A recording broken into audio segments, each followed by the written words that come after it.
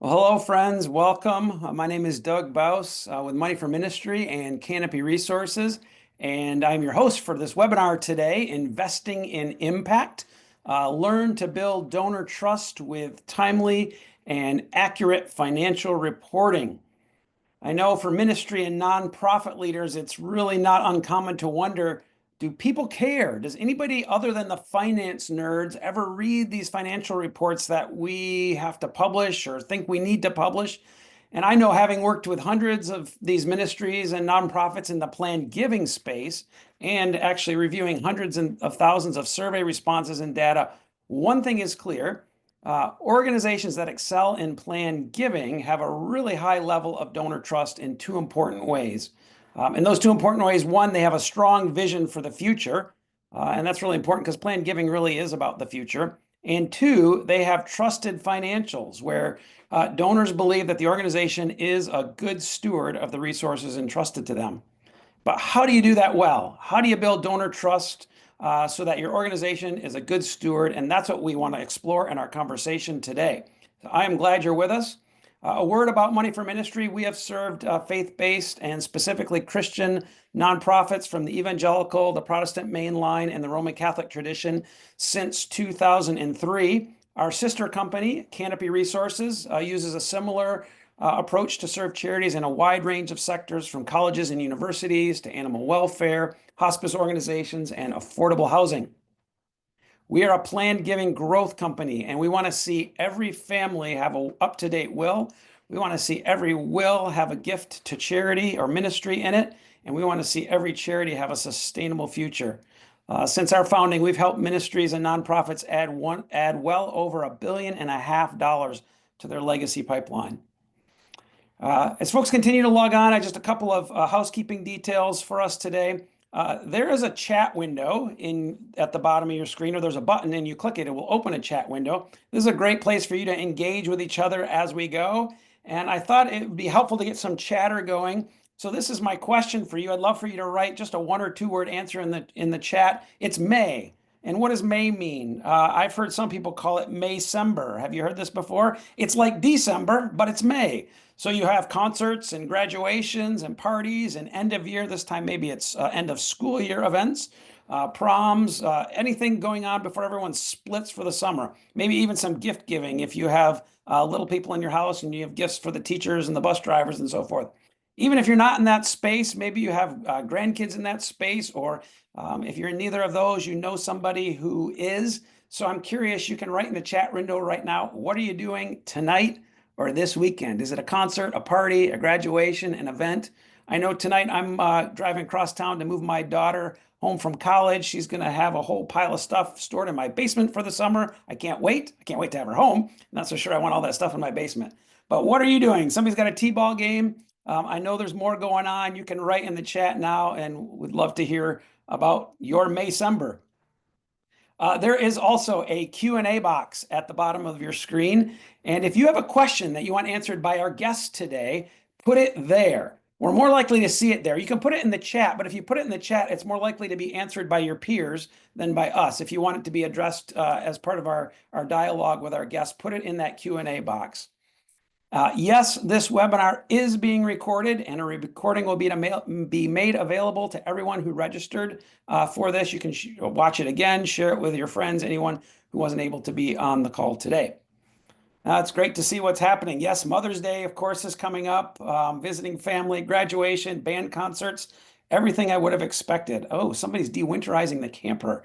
I like that. I'm looking forward to doing that later this spring, I guess.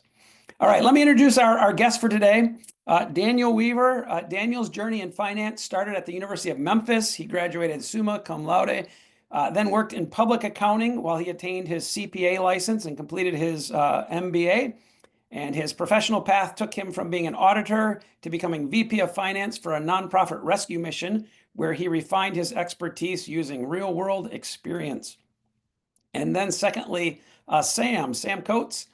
Sam launched his first company at the age of 21. He quickly grasped the critical importance of understanding finances from an owner's viewpoint. His journey as an entrepreneur has exposed him to various industry challenges, fostering deep appreciation for innovative, adaptable solutions that directly address client needs. And so, with an entrepreneurial spirit and a customer-centric approach, he continues to create practical solutions that align with clients' unique needs. And together, Daniel and Sam are founders of CFO Leverage. So, welcome, Daniel and Sam. We're glad you're with us. Thanks for joining us today. Let's get started. So here we go. So we're going to talk about building donor trust through timely and accurate financial reports. And I want to start with a story that came from one of the clients that I serve, and it happened just in this past year. So the ministry received a returned survey with a comment lamenting the deplorable rating on a third-party charity monitoring site. And the site gave this ministry a score of 16 out of 100, and in big red letters said, "Withhold giving." And the donor then said to the charity in this survey that they received, in big capital letters, also in red, they found a red pen, "Do something about this. It turns me off, and it turns off other potential contributors." So this is a ministry. It's otherwise a very reputable organization. It's well run. The leadership has high standards of ethics. It's a large donor file, 60,000 plus donors on file. They reach hundreds of thousands of people around the world through this ministry, but they are not required to file a 990, and they don't, and that's why their score is so low. So there's a number of things in this story. Let's start out. Talk about the 990. What is it? And what are the important parts of a 990? And when people read it, what should they be looking for? So Doug, great to be with you today. And I'll try to keep this high level, not to go too deep into the Yeah. tax return because that's probably not why people are here today. But uh, the 990 is what's called an informational return. It has a lot of pieces of information capturing on there. It's not for the purpose of paying tax, but for reporting to the public information about organizations and activities. So I know we'll get into in a minute about why someone would not be required to file a 990, but when you do file a 990, I just wanted to point out basically two specific pages of the 990 that are helpful to key in on. One is page 2 of the 990 has statement of program service accomplishments. This is your sort of section to freeform a narrative about your activities. And so it does have, revenue and expenses for your programs on there, but more than that, it gives you space to talk about some of the accomplishments. And we'll get into a little bit later, maybe some of the types of things you might want to report in there. But if you're tracking certain non-financial data, that would be your place to make sure it's included. And instead of just a short blurb about, that you have a meal program, you might want to report some data in that section. The second page that I wanted to just key in on and point out is page 10 of the 990 is where you report the expenses, and it breaks it down into 3 categories. Your program service expenses, which is what most people would see as your sort of core activities. And then it has a column for management and general expenses, which is sort of your administrative overhead. And then it has a column for fundraising activities, how much you're spending on fundraising. And so a lot of the charity sites really key in on the totals at the bottoms of those columns. What percentage of your overall expenses are spent either on the program side, the general and administrative side, or the fundraising side? All right. Well, appreciate that, Daniel. Helpful overview of that. So part of what I hear you saying is I think that there's opportunity to do more than just the numbers. You can talk a little bit about the impact on a 990. Is that what you meant to say? Correct. That's in the sort of the narrative section that Yeah, you yeah. get to talk about your programs. You can include some of those numbers. Awesome. Okay. Well, Let's, and I guess one thought I have real quick from the third party monitoring site, Daniel, is this just kind of a gap, or is this just an oversight with the technology, or would the description and speaking to the quality of work and the impact of people on the 990, the way that you said to do it, would that help? Would that have helped in this outcome, or is The third-party monitoring sites, they are trying to standardize sort of measurement and comparison between organizations. And so there's some information that might be in that narrative that they really don't pick up on. And it's sort of a shortfall of the monitoring sites that they can't, each organization is unique and does things a little bit differently. And so that is one kind of shortfall of the monitoring sites is when you're standardizing things and you're using just the boxes that are going to show up on every 990, then, you know, they don't have the opportunity to pull out some of that data that you want to make sure you're communicating to your donors. And so what you're saying is be thoughtful about the 990. There's things that technology is not going to pick up on.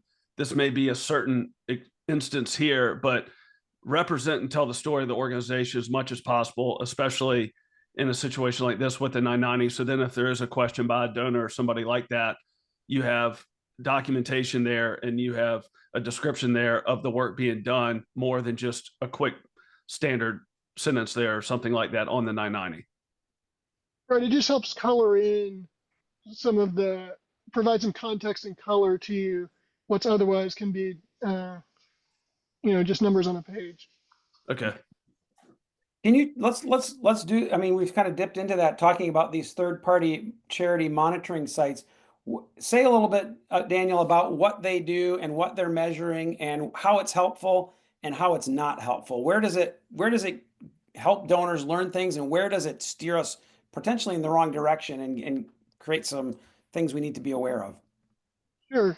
So the third-party monitoring sites are trying to inform donors on who's doing a good job and how, donor dollars are getting spent. And so they use something like the 990 to pull in things like how transparent the organization's being, because donors want to know that an organization's being accountable for how they're spending money, how the governance of the organization is run, whether those board members are independent, and then they always include some aspect of financial kind of ratios or financial data in those monitoring sites. And so, I think that for a long time there was a heavy reliance on the percentage of expenses that were getting spent on program service versus fundraising or the management in general. And the third party sites relied very heavily on that percentage, and they rated you very negative if you spent too much on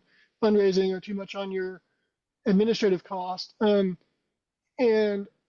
they may also look at like your liabilities to assets and whether you have borrowed a bunch of money or not. What I think is um, it of course can be helpful to compare, particularly within similar types of nonprofits, some of those numbers to sort of get an understanding of how organizations are focusing their money and how they're using that money.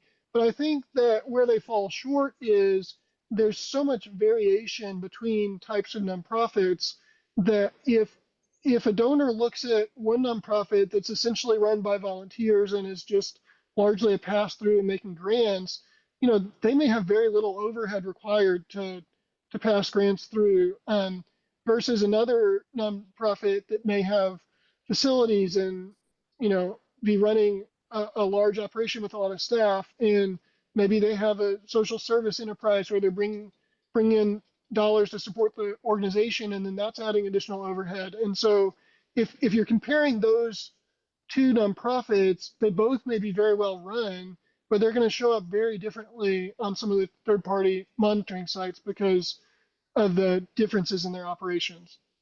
Okay. Yeah, I think you've talked at one point, you said something to me about especially in asset intensive organizations. Can you say a little bit about that, those types of organizations and how that impacts the 990? Sure. So, you know, I'm my background is in rescue missions. I have particular experience there, and when you're offering emergency shelter, you have to have a facility to do that. And so, a lot of times, the missions that are offering that emergency shelter and housing, they invest a lot into their facility. And so, even even within that type of nonprofit, that they have a large capital building they're managing. You've got repairs, maintenance, utilities. But depending on the age of the building, there may be a lot of depreciation, or there may be barely any depreciation, or they may be renting the building instead of owning the building, and all of those are going to change some of those ratios and what's getting spent on the occupancy cost. Even though the outcome is similar, you're providing X number of nights of shelter for people, but you're accomplishing that either through owning a building or renting a building, or maybe it's a new building, maybe it's an old building. And so all of those kind of variations and nuances show up a little bit differently. Okay. Yeah, that's helpful. Let's talk about this idea. So the original story, this nonprofit was not required to file a 990. What's that about? So nonprofits are generally, as a rule, they're required to file the 990. Where they're not required to file is um, if the organization is part of a church, because churches are not required to file 990s, and churches can do charitable activities. And so if the charitable activity is essentially a subsidiary of a church, and it's a branch of a church, then they're included in that sort of church exemption from filing a 990. Now, again, I mentioned about how a 990 is sort of an accountability tool, or the transparency there is like provide some accountability. A lot of times, if you're part of a church activity, there may be accountability provided through the church denomination or through the church leadership that's separate from the accountability that an independent nonprofit would have. And so it's not, you know, just because you're not required to file a 990 doesn't mean you don't have accountability in place. But the third-party monitoring sites treat it as if the the fact that you're not filing a 990 means it's not a safe place to give, regardless of whether or not that's true. Somebody put a question in, and I think it fits here. A lot of organizations aren't a lot of organizations converting to church status to avoid a 990. Maybe could you talk a little bit about that? So even if I don't have to, maybe I should. What would your take be on that? And what about do you think organizations are converting to avoid it? Is there anything to be afraid of with a 990? Why not just file it anyway? Certainly, I think there needs to be accountability, and so if there's accountability in place, then and that's the reason you're not filing 990. Or another example that comes to mind is like perhaps if a church is doing work overseas in a sensitive region of the world where it might be dangerous to sort of admit publicly what exactly area they're working in, or where they're spending those money, there may be good reason to um, you know use that exemption. But I mean, I'm a fan of accountability. I'm a fan of transparency, and so certainly there is or there could be misuse of that exemption, as this question asked, and folks that are trying to get that exemption just to avoid the accountability or avoid the transparency, which I think you know would be the wrong way to go about that. Okay. There was a second part to that question, and I don't know the answer, so that's why I'm asking you. But what about, are people converting to church status to avoid a 990? Are you familiar with that? So again, I mean, I think that there is a risk that people would try to abuse that exemption, and it wouldn't surprise me if there are some bad actors out there trying to sort of avoid the transparency by calling themselves a church, or by associating with a church in order to get that exemption. I, I mean, if you're not working in a part of the world or something where you need that uh, where it's dangerous to have that public transparency, then I'm a fan of the public transparency. I mean, spin it out of the church, have a separate nonprofit, and report on a 990, and the church can still support you regardless of whether or not you're considered a internal program. So again, I'm a fan of the transparency of accountability. I think that there are situations where you get that inside of a church structure, and but it can be abused. Okay, good. Well, I wonder if we can let's so this 990 discussion is really background. It's part of the transparency, it's the behind the scenes stuff. But what let's talk about what charities should do instead. So and by instead, I guess what I mean is if these ministry watch sites, I mean they're helpful, they provide some ways to compare, but there's certainly some drawbacks that not all organizations are structured the same. Some are going to look worse there than others. Let's talk about the what should charities be doing and how can they report in a way that is helpful and that communicates and is transparent, whether it's through a 990, but even more than that, through their own newsletters, website, emails. What kinds of practices have you found most helpful and what does that look like? So Sam may want to chime in here too with his experience as a board member and some of the experiences with different nonprofits. But from my perspective, you know, usually there's metrics that a nonprofit is tracking that focus on the outcomes. And so if it's a rescue mission and they're tracking nights of shelter, number of meals served, if it's a organization providing after school programs for children, you may be tracking the number of participants that you're serving, the number of kids going to camp, or there's different outcomes that you can focus on that make the work that you're doing understandable and real to the donors. And so I think you really need to combine that data with the financial data to get a better picture. If you might have a great program ratio and you're spending $1 million on your program, but if you only serve one person, even if the financial ratio looks really good, if your outcome is only serving one person, that's a very expensive program versus another organization that may invest more in the administrative side, but end up serving, a lot more people with the same funds. Sam, do you have any stories or examples to that as well? Yeah, I'll just share that overall, my personal opinion is sometimes it really is hard to quantify impact, but I think that the best run organizations at least do their best to quantify things in a genuine and sincere way, even with the ambiguity. And then I think, certain foundations, large gifts, bigger donors, six-figure checks and beyond, they want to see the impact. And so like there's an organization out of Memphis, Tennessee, which we serve people around the country. We both travel around the country, but they've received a lot of support and recognition because they have four aspects of how they manage work being done. And this is everything from faith-based to non-faith-based to workforce development to Christian discipleship to education, but it's measurement infrastructure. So it's measuring the infrastructure of the organization and that they can track data and that they can track the work being done and that there's a clear way to do that on an annual basis. And so people get like a weak, neutral, strong, or very strong reading. That's one area. Use of best practices.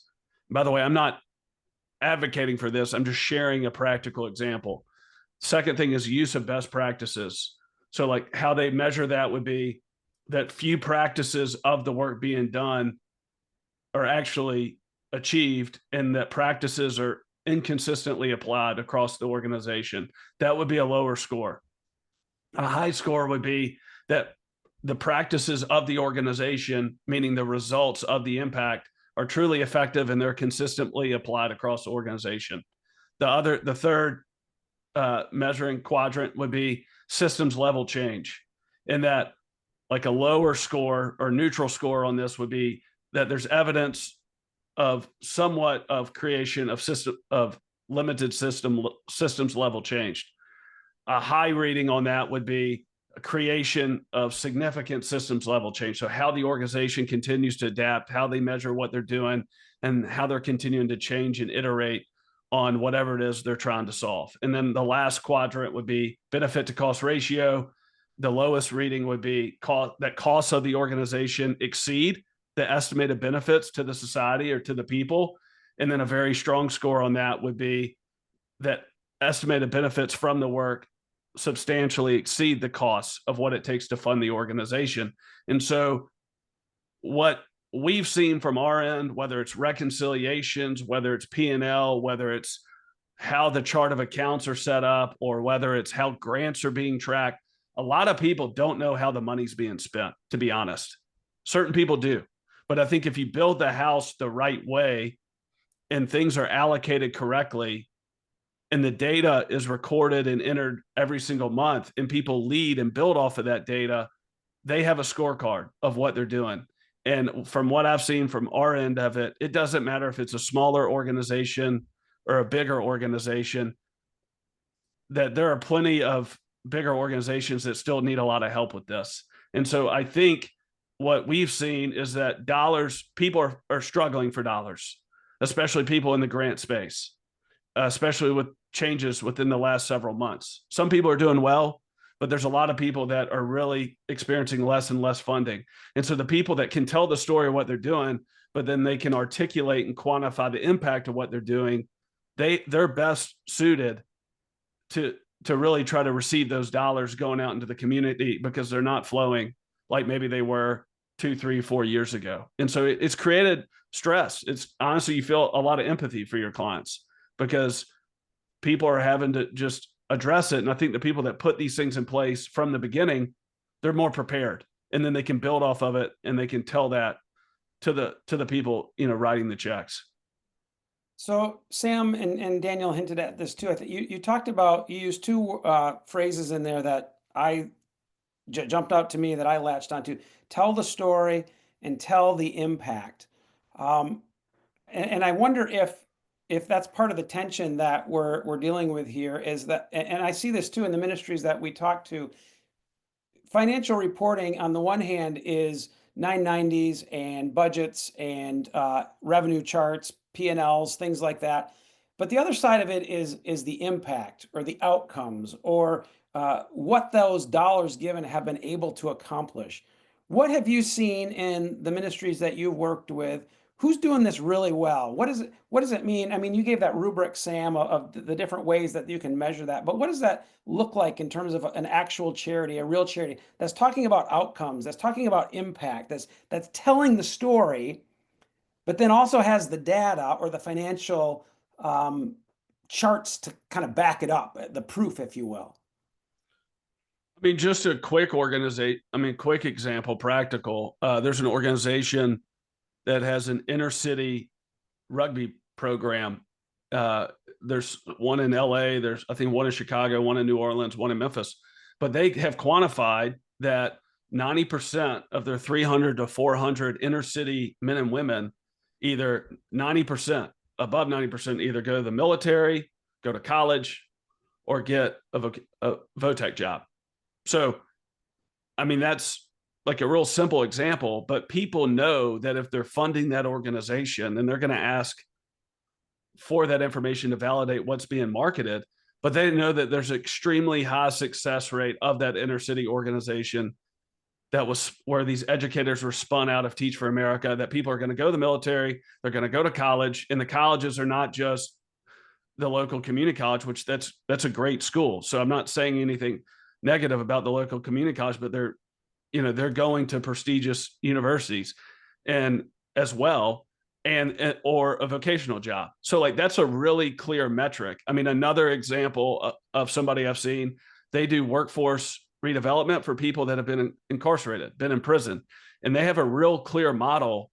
But one of the things that they're really clear on is they have a shepherd program, people that walk with people that have served time, been in prison, and they articulate the overhead to the shepherding program.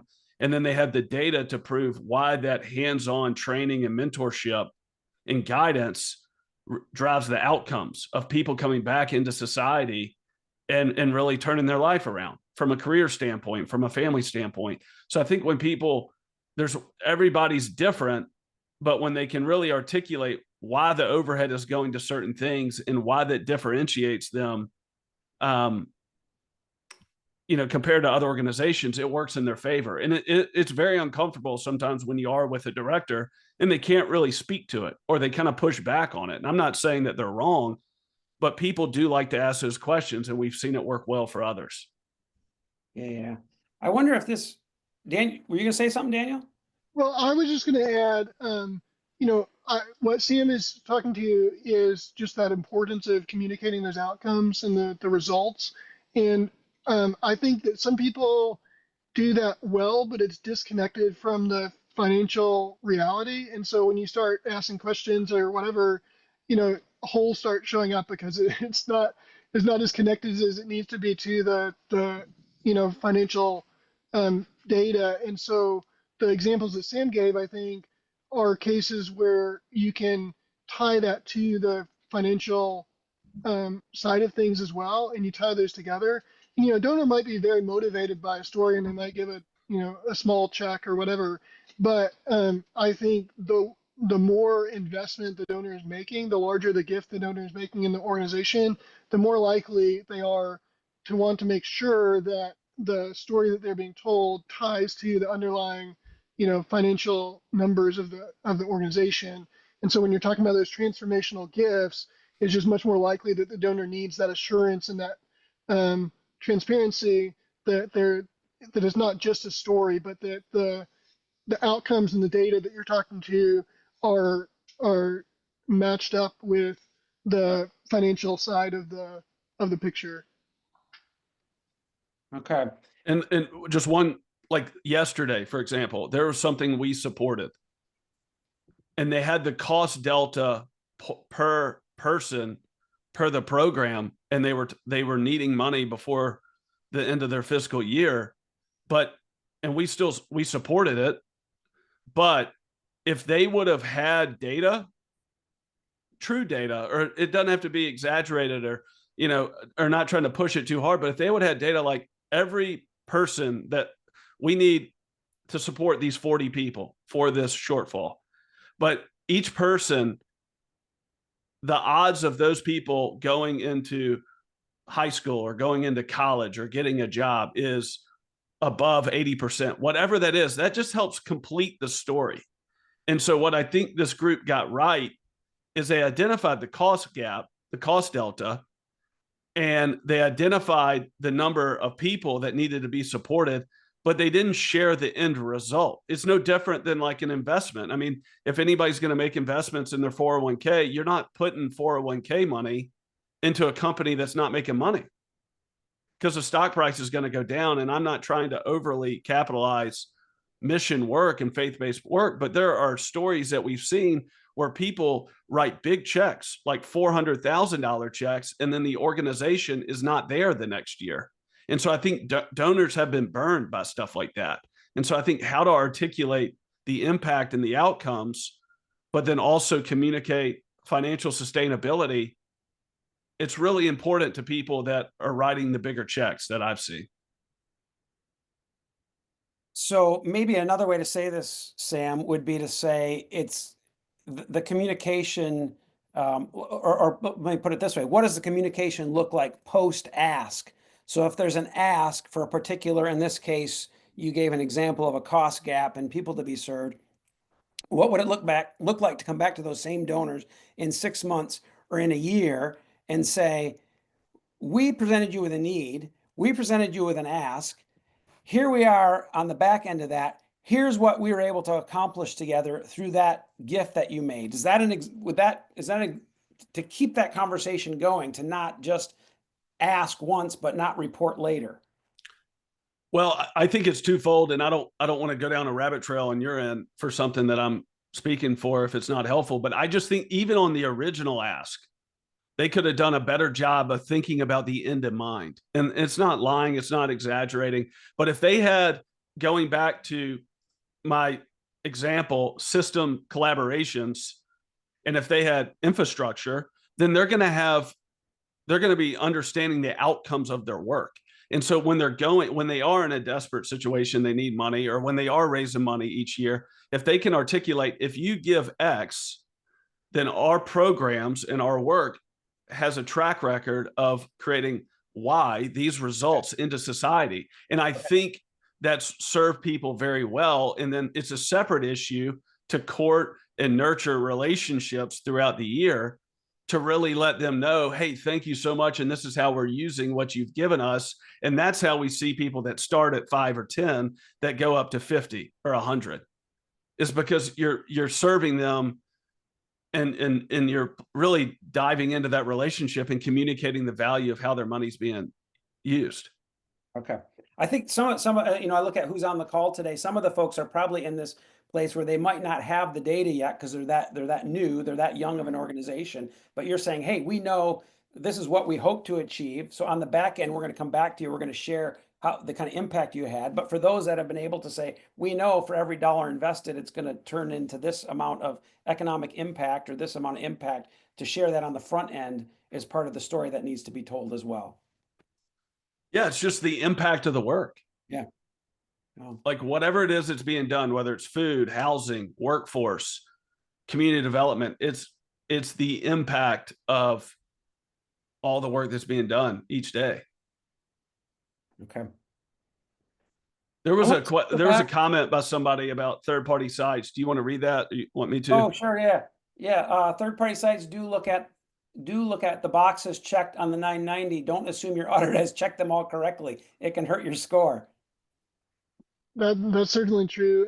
And sometimes the checkbox are like, do you have this policy in place? Do you have a whistleblower policy? Do you have and so it's just sort of confirming that you have good practices in place by checking if you have the policies is not necessarily hard to change some of those checkboxes if you've got a no check somewhere and it would be better to have a yes, like create a policy, put it in place, and then change the answer. Okay. Get it right. Good. One of the ideas that I think we've danced around but haven't really unpacked completely would be this idea of just the overhead. And I know, Daniel, you talked a little bit about overhead on a 990, how it can impact your score. Can you talk a little bit about overhead at scale and give the people on the call a sense for what it's like? So when does overhead at scale make sense, and when does it not? When is it when is it helping? When is it hurting? And any examples that come to mind that would help unpack that for our listeners? Sure. So the overhead percentage, again, it's going to vary based on the type of work that you're doing, because some types of organizations need a more robust infrastructure basically in place to support the program than others. And so, if you're a brand new organization, there's the challenge of getting sort of the structure in place to support the growth that you expect. And so you might have more spending on some of that administrative structure up front to sort of put your foundation and platform in place based on not just the work that you're doing today, but what you want to be doing tomorrow. There is, there can be the other situation as well where you've grown the administrative side so much, and then the needs of the organization change, the program changes.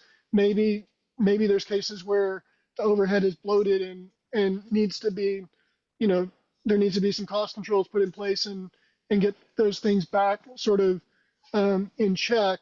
But just I don't think you can necessarily tell which of those situations is the case without knowing more about the organization and the outcomes that they're having. Okay, right.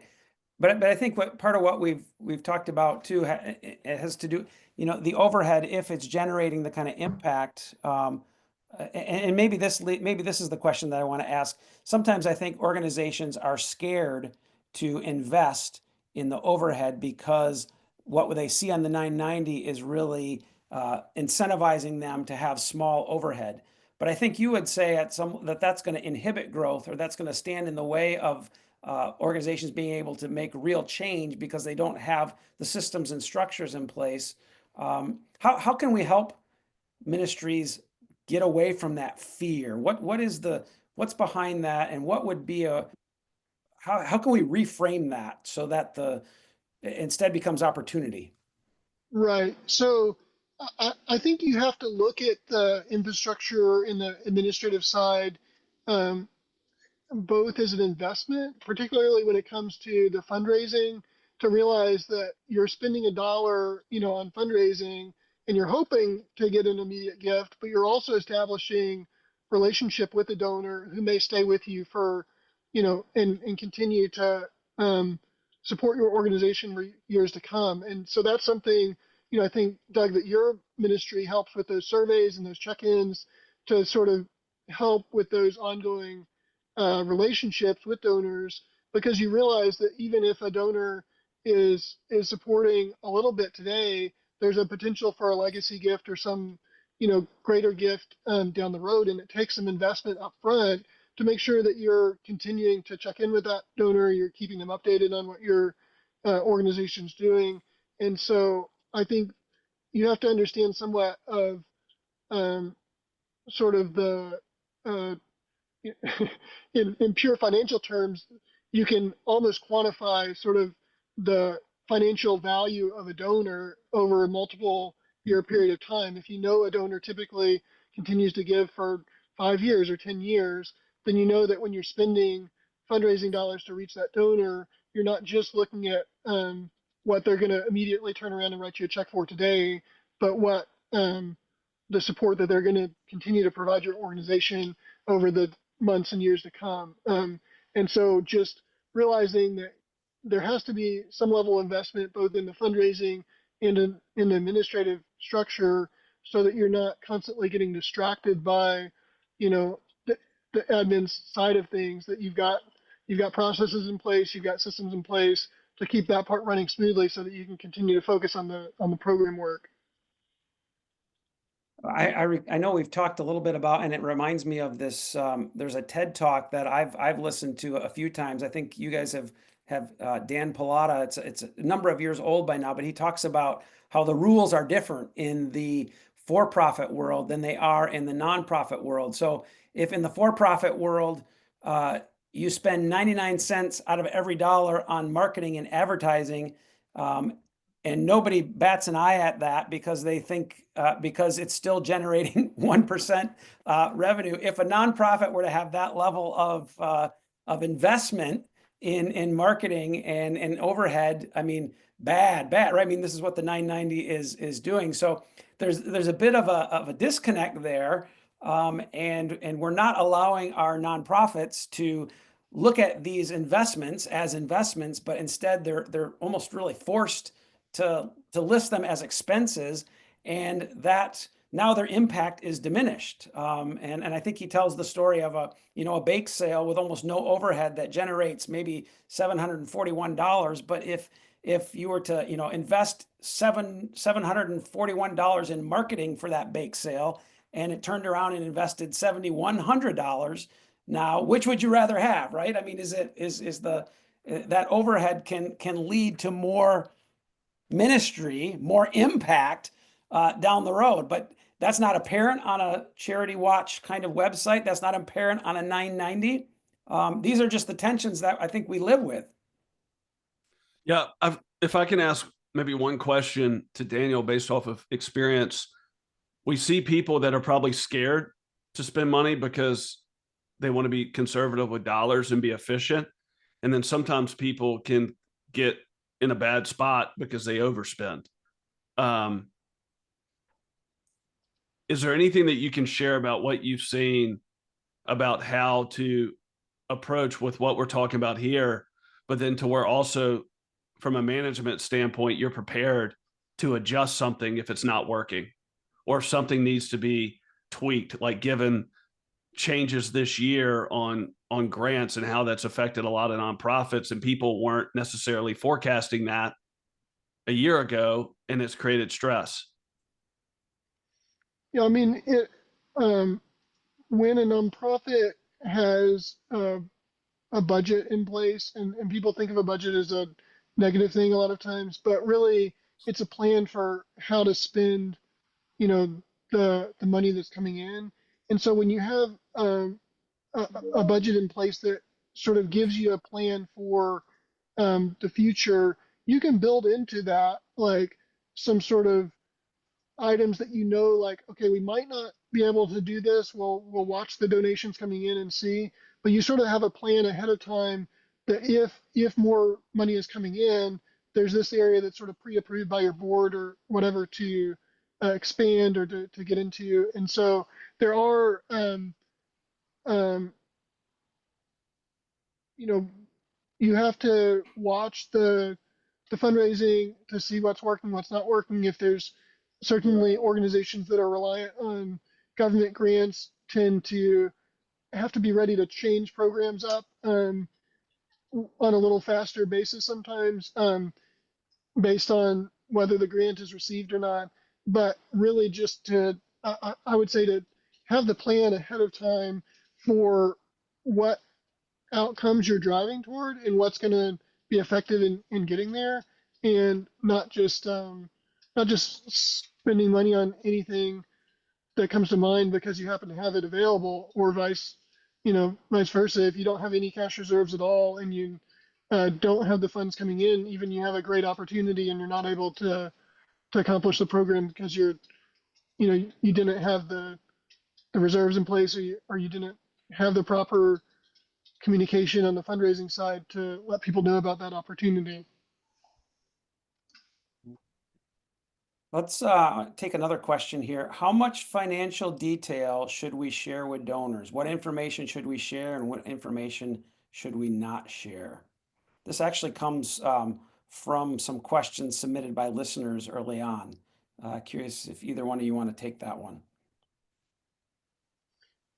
So certainly on the 990, you're reporting expenses by category as far as the total amount you're spending on salaries, the total amount you're spending on supplies, and total amount you're spending on insurance. And there's different categories of cost. I think all of that is helpful, like transparency. I would not probably not get into sharing like vendor level detail where you're sharing how much you spent with a certain vendor might be problematic, just for either negotiating rates or for end up souring relationships if you're getting a different deal than somebody else. And kind of similarly, 990's report the salary data for the top executives, the kind of key employees of an organization. But other than that, you're not required to share the salary level detail of individual employees, just the total amount. And certainly there's a lot of potential angst that you could cause if you were sharing too much of the salary level data of people.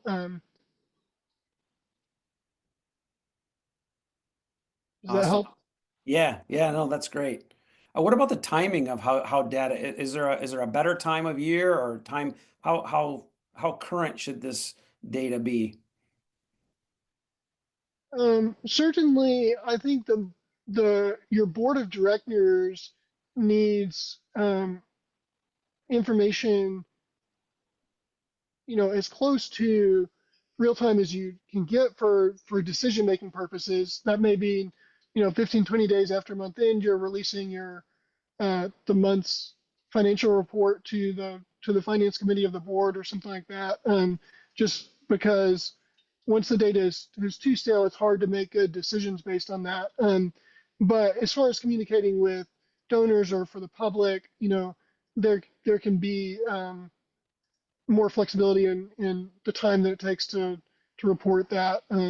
Certainly have to balance sort of accuracy versus speed there, and sometimes if you take a little bit longer, you can make sure all the invoices are in, all the expenses are recorded, all the donations are in, versus if you're releasing data too quickly and then you end up missing something that came in a little bit late.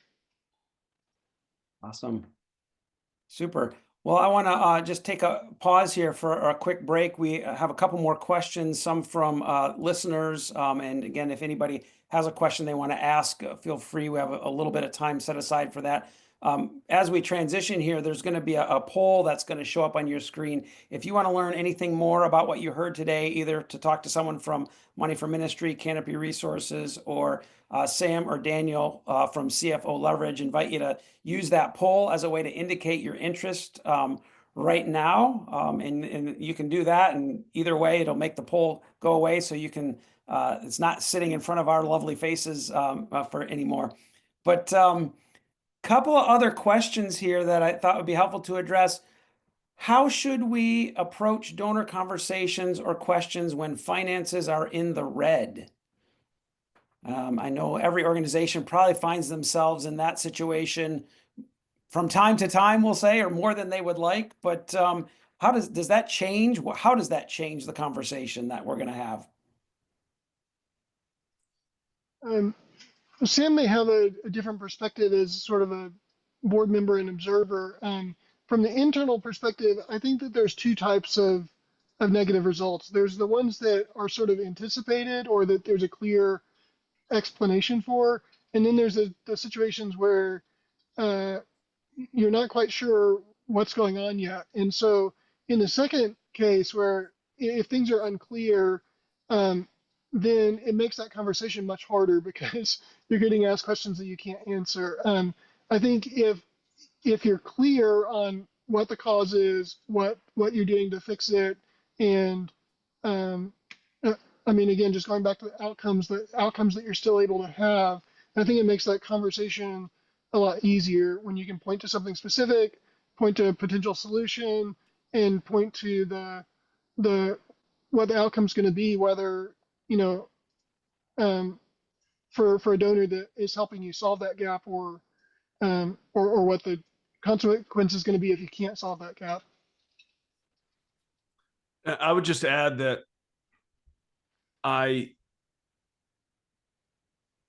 it seems to me in the situations that are really tough and challenging, the directors that I respect the most in those situations, they're fully engaged with what's going on. Unfortunately, and I know it's a lot, but they're working very hard. They're very committed to the organization, and they're willing to do whatever it takes to figure it out. And then I think they're able to lean on a certain few donors that have been instrumental and connected to the organization. They tell them the truth.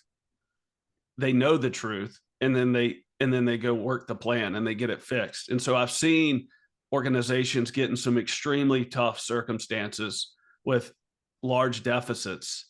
But when people that have had a connection to the organization or really believe in the work, and they know the truth, because everybody knows, anybody that's writing checks, larger checks from a giving standpoint, it's because they probably either built a business, ran a business, or had some sort of responsibility from a corporate career. So like everybody's had issues and everybody's had problems.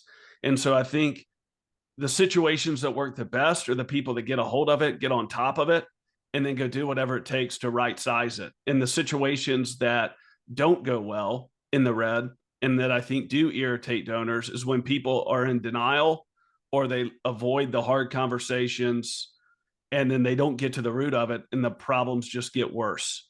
And so obviously Daniel can speak to it from a technical standpoint, but I can speak to situations even with clients where we didn't know if they were going to make it, but they did. And it's a beautiful thing to see. And you get to see God's grace and intervention and blessing, but people, they're doing the right things. And if the ship's going to go down, they're going down with it, but they do whatever it takes to fix it. And then a lot of times they understand the things that happened along the way that put them in a bad situation, and they solve it. And then the people that don't solve it, they just prolong their issues. And then I think donors that really come in at an important point, they get burned out or frustrated if it happens again 2 to 3 years later. And so that's more personality driven and higher level, but I think that's important. And we can tell who doesn't like to hear it or who wants to stay away from it versus who just takes it is what it is, and then they go fix it, and then they rely on people that they can trust to help mitigate the pain a little bit until they get it fixed. But there's some authenticity and some honesty in that, Sam. I think that the leader needs to embody and live into in order to continue to be credible in the minds of those donors. I think I like that. That's good. There was a follow-up to that. Someone said, I've had the opposite problem at a previous organization trying to spend down reserves or a large gift. Thoughts on that? Like, But meaning they couldn't do that. well, I think the question probably comes from the fact that sometimes donors say, "Hey, I can see on your 990 you have $10 million in the bank. Why do you need my $1,000 gift?" And so that's certainly a wonderful problem to have when you have that type of reserves. And so, in those cases, I think some board direction for why you have those reserves in place for the sustainability of the organization. You might, even if it's not a donor designated endowment, right? Someone's chiming in here about endowment. Even if it's not a donor designated endowment, you can have a board basically make a quasi endowment and say, hey, we're putting these X number of dollars aside, and we're not going to touch the principal. We're just going to use the interest for the sustainability of the organization. And so I think that helps frame it with the donor conversation to say basically that these funds are not available for our day-to-day operations. We're using these for the long-term benefit of the organization. Yeah. And some donors, we run into this too. Some donors will get that and some will not. Some like the idea that money is set aside for the long-term sustainability of the organization. And some donors want to see that money go to work today and they don't want to see it tied up in an account for the rest of time. And that's just, I think you're right, Daniel, just a factor of communication where to explain why I worked with a rescue mission in the Kansas City area. I had the $17 million endowment. And people couldn't wrap their heads around why they were asking for money. And yet, to your point, that money was not for everyday operations. Or you could say maybe it was for I know some organizations that use those endowments to fund overhead and operations so that they can say to donors, every dollar you give goes to this mission that we have because we've got it all covered by this. So that's another way to frame that conversation. Yeah, Yeah, one thought just here real quick. I think if people are telling the story and they have the data, then you could say that's because the endowment is just to ensure long-term sustainability and the ability to capitalize opportunity for the organization. But I think any person with common sense would understand that. And so I think it's important here to do or put into place with what we're talking about. I mean, a quick example, there's an organization in Africa. They build wells. You don't really know if the wells are still there in this particular organization. You don't really know if they're still there, if they're still working. You get no feedback on that. There's another organization where there's GPS sensors on the wells, and you get to know how on the water filter projects, you get to know how many gallons are distributed. You get to know how many people are using it. So like it's a no-brainer from that standpoint if that's what your heart's passion on, because it's clarity. And so I think anybody they want to fund things that are doing really good work and that are well run, and they're going to be here for a period of time. And so I think if you're telling the story and you have the data and the information, that should address the endowment piece there. People saying, why should I give? Because you already have so much cash. Yeah. Thank you. We say this in our work in the plant. Stewardship is one of the hardest things to get people to trust you with. And in the hundreds of thousands of surveys that we have conducted, it always ranks the lowest. And I think we like to say everybody thinks they can spend your money better than you can, including your donors, all the way down to the ones who say, you send me too much mail. We look at donors. One of the things that we measure on our end is what we call a not awareness score. So nonprofit stewardship of their financial resources. And typically those who rate it as not aware, it's one of the higher scores we see. In other words, all the not awares are like 0.1%, 1%, 0.5%, and then not aware. The very best organizations score anywhere from 8 to 15% of donors say they're not aware of the finances. Now, that might not be on the ministry. It might be on the donor, but we also know, and we've seen this, there's a correlation between ministries with a lower not aware score and future legacy gifts. It's about 3 times greater for the lower the lower tier than it is for the higher tier. By higher, I mean the ones with higher not aware scores. So the point is trust matters, transparency matters. And I think if all the things we've talked about today, if it's about outcomes, if it's about impact, if it's about honesty, if it's about integrity, all of those help build donor trust. So anyway, it's been great to be together today. Thank you, Daniel. Thank you, Sam. I just have one quick announcement here as we sign off. I need to give you a heads up that we here at Money for Ministry are growing something new to serve you even better, and that is a complete tease, because that's all that I'm supposed to be able to say about it. It's a new chapter in our story, and we are super excited to share it with you in the next few weeks. So watch your inbox. And I'm just going to leave it at that. More coming on that soon. So grateful to be with you all on this journey. For Money for Ministry, we love to help ministry like yours deepen their relationships so that people's lives can be healed and their lives can be transformed by the good news of Jesus. And at Canopy, we use that same relational model with values.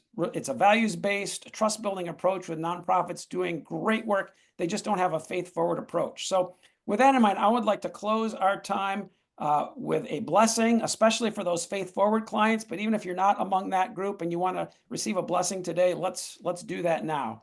And so hear these words of blessing. Saving God, you are restoring us to life. You've brought us back again into your love through Jesus. We pray that you continue to heal us, to heal our neighborhoods and our cities, our nation, and our world as we live and as we go to live and work and play in the power of your Spirit. Amen. Thank you, Sam. Thank you, Daniel. Thank you, everyone, for joining us today. Have a great rest of your week. Thank you. Great to see everybody.